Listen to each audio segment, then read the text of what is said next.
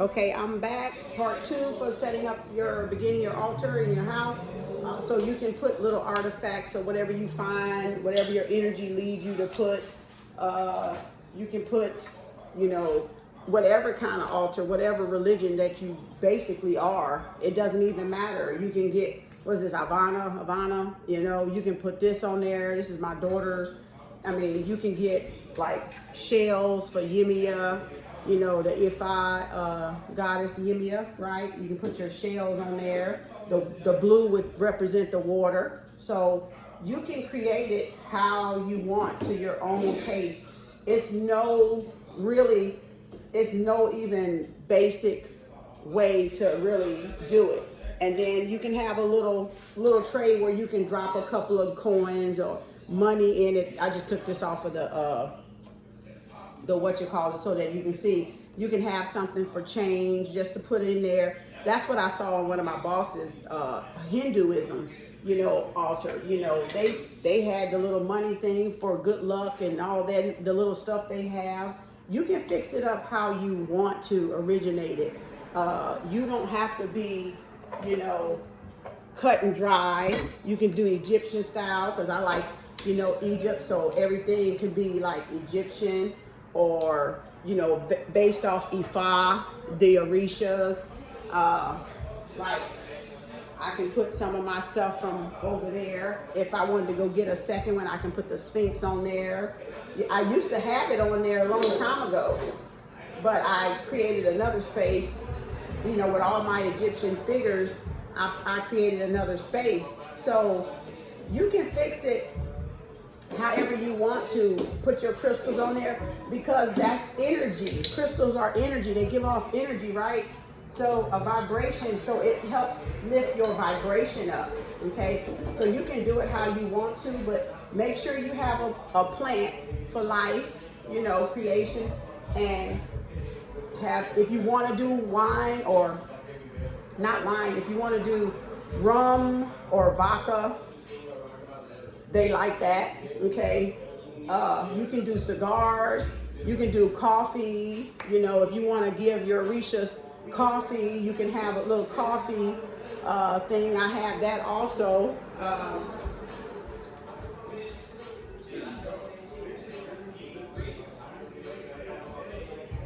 I have that also, because sometimes in Orishas, Papa Legba, or Eshu, they like coffee and a cigar. So you might find a little coffee set and put on there, and some mornings when you have coffee, pour them some too.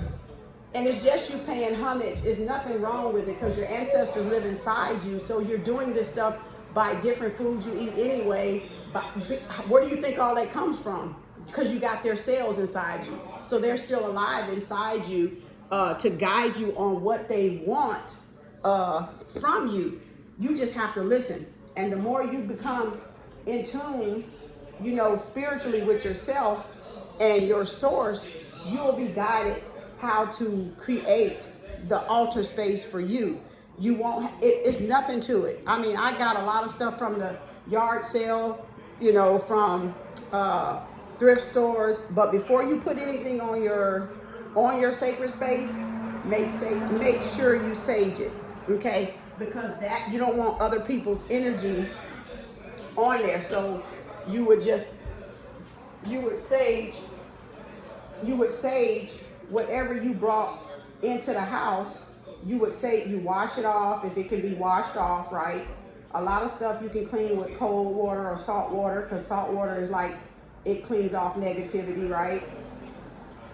So what you would do, if I brought it in, if I didn't wash it or couldn't wash it, I would just make sure I saged it off and removed all the negative energy from different people touching it, and everything like that. And then it's safe, and clear to put on your altar, because you don't want other people's energy, because especially crystals pick up other people's energy.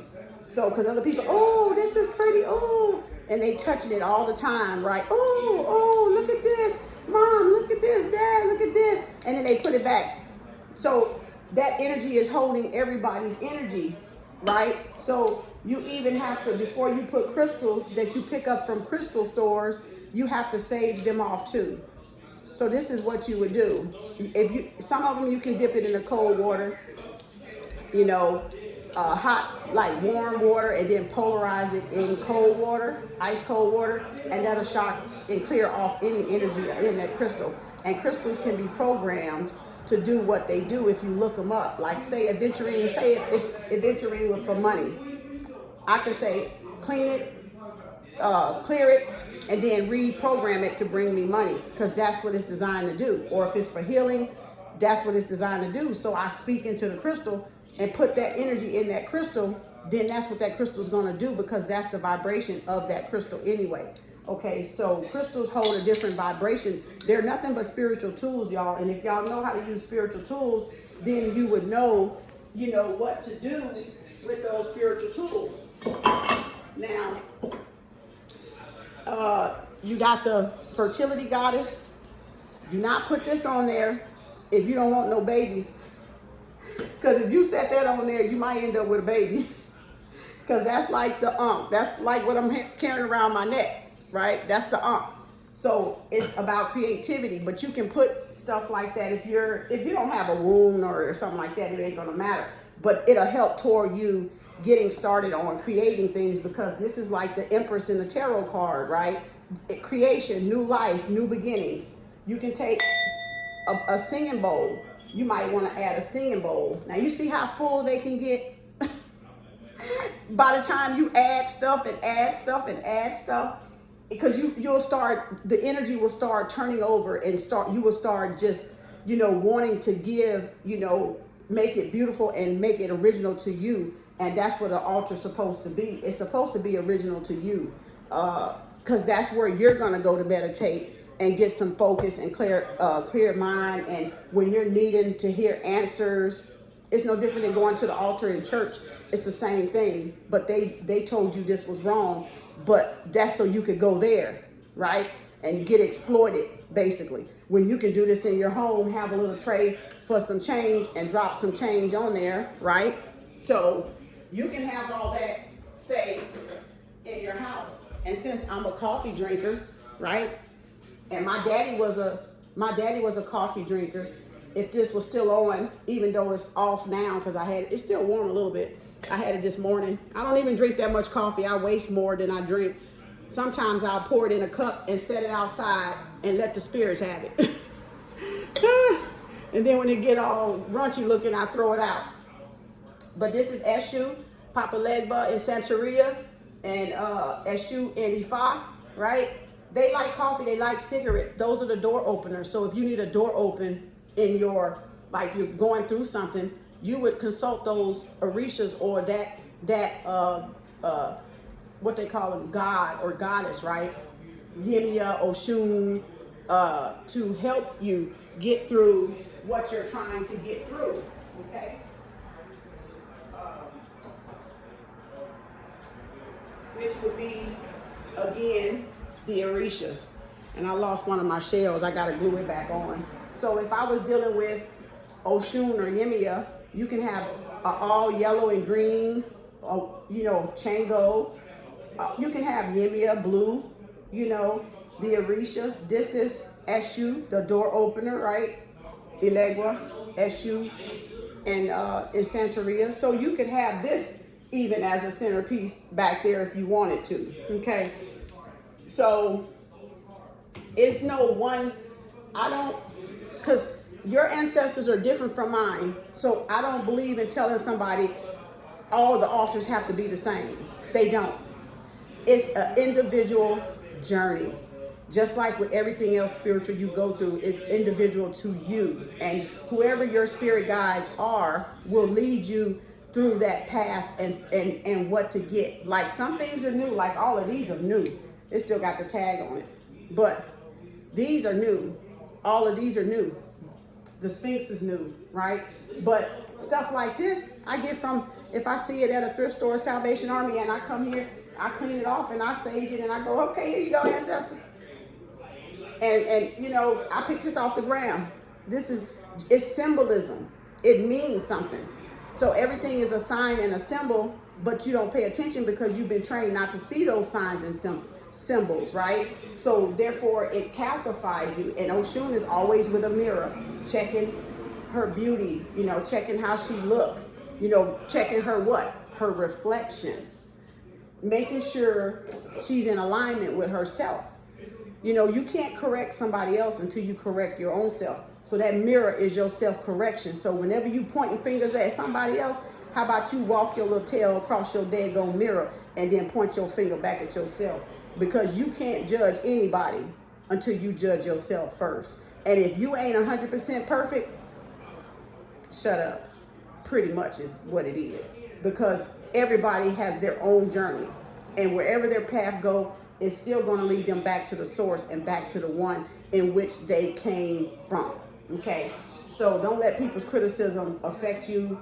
Push that mess out the back of your mind. You know, that's just how energy works to try to take you off the path. Sometimes it's letting you know you on the right path. It depends on how you look at it, because everything is in contrast.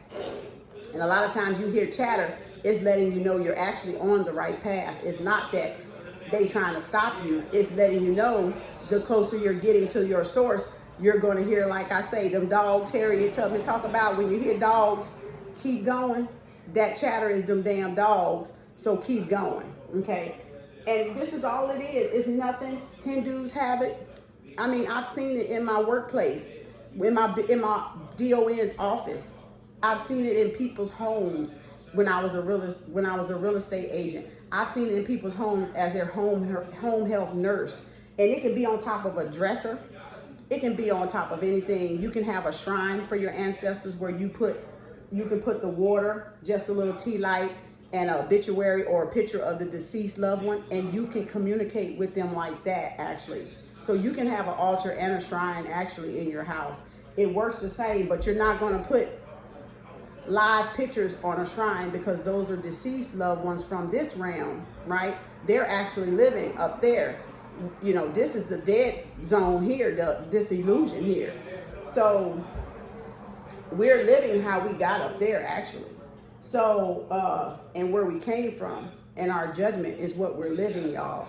If you don't understand what's going on, but it takes time to really, you know, understand that you've already been judged in the halls of Ma'at, in the dark halls of Ma'at, baby. You're living it, okay? What you decide to do with it is your cup of tea, okay? So you can do it like this, however you want to, you know, and have just a place. And as things go like 30, 40 days, it's getting a good charge. So you want to let it sit there for 30, 40 days to give it that good charge before you move it. And remember, with your crystals, always you can charge them in the sun because they're picking up all the energy out of your house. So some crystals, it'll get chaotic and crazy if you don't clear them and start over. So what I do is I use the natural sun energy, like how it shines on my balcony, and I'll put all my crystals out there, let them get recharged and rebooted, and then I bring them back to my sacred space or do whatever I'm going to do with them, right? Well, you can charge them under the moon. You can charge them under the sun.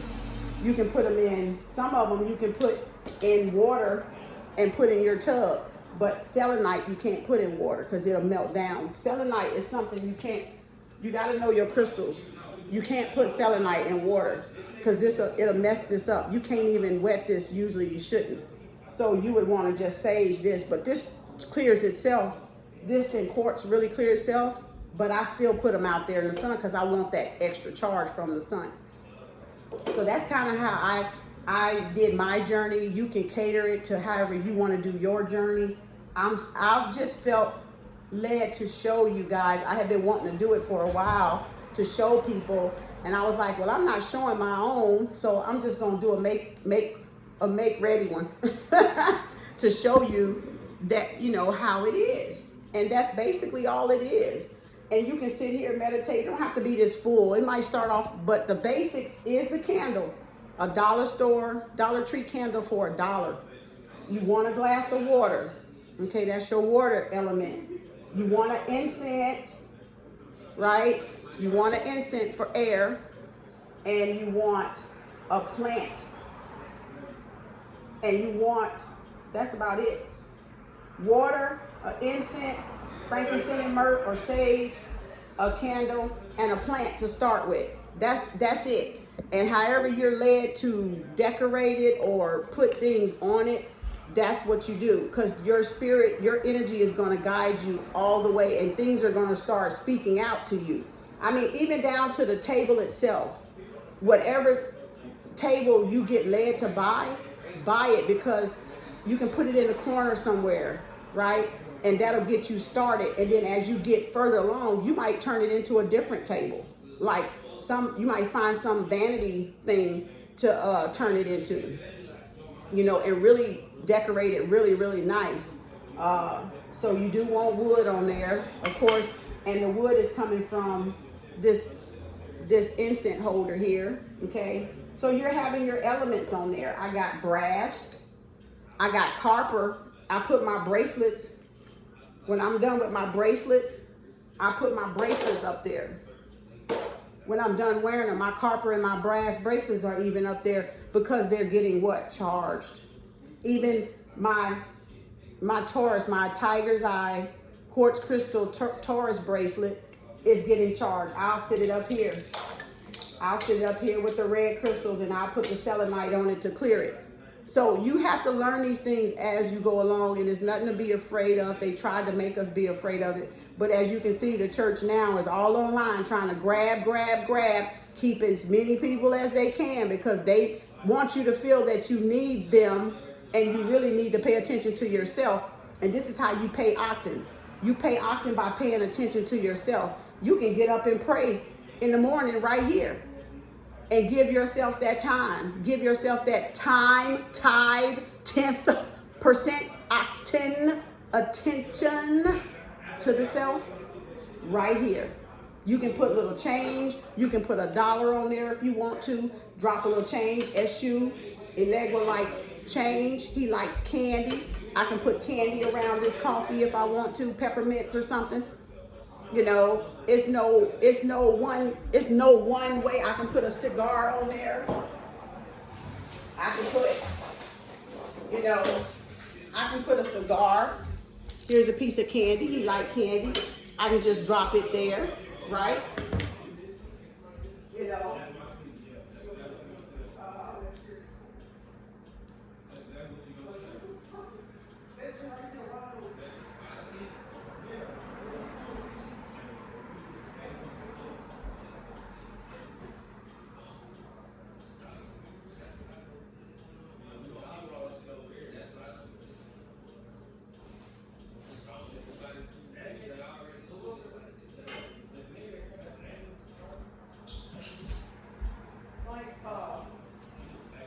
I can get, sorry y'all, I went to go get the little cigar.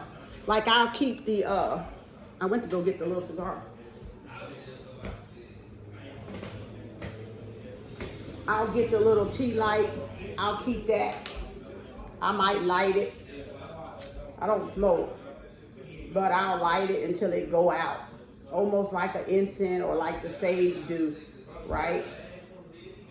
And then if you got your vodka or anything like that, you can also, it may not do it until I puff it. Like that. And then I'll let it sit there like that, right? I don't smoke, but I have to keep it somehow I like to keep, because my daddy smoked. You know, all of our grandparents. That's why people smoke cigars. You think it's you. You think you drink wine and alcohol because it's you.